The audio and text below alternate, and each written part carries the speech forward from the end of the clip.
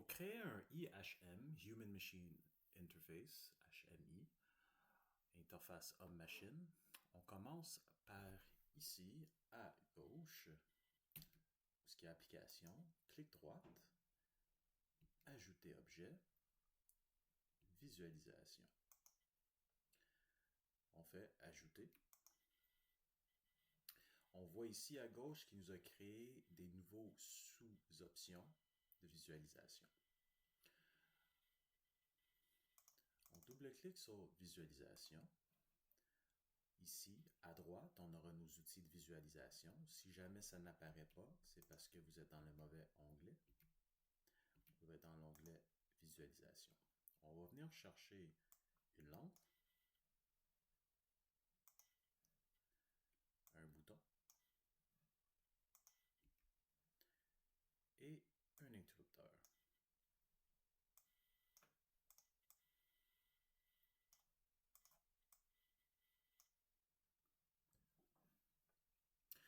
On va ensuite aller chercher les variables à laquelle on va les associer. Ici, où c'est marqué variable, dans le champ, double-cliquez, vous allez voir trois petits points et vous allez chercher dans l'application variable globale.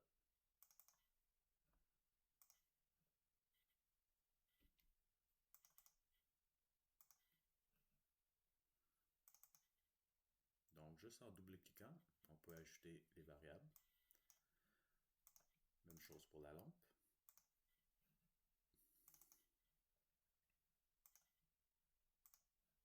Et c'est fait. Après avoir linké nos boutons interrupteurs et lumière, si on part par rapport à notre programmation initiale, où ce qu'on appuie sur le bouton départ, si le bouton arrêt n'est pas enfoncé, il va activer la bobine ici, qui va ensuite activer son auto-maintien et rester allumé. On va se mettre en ligne.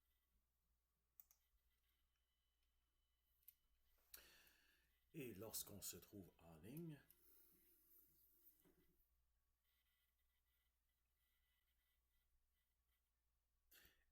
se retrouve en ligne, on n'oublie pas qu'on doit mettre en marche.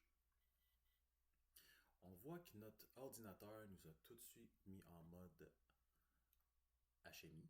Donc, si je clique sur le bouton arrêt, il n'y a rien qui se passe. Si je clique sur démarrer, on voit que la lumière allume.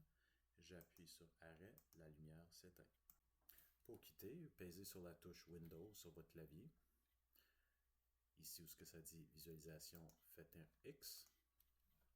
Et si on va au niveau de notre visualisation, on voit aussi qu'on a contrôle directement dans l'application aussi.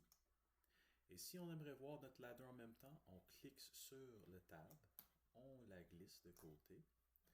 On peut fermer les autres qu'on n'utilise pas.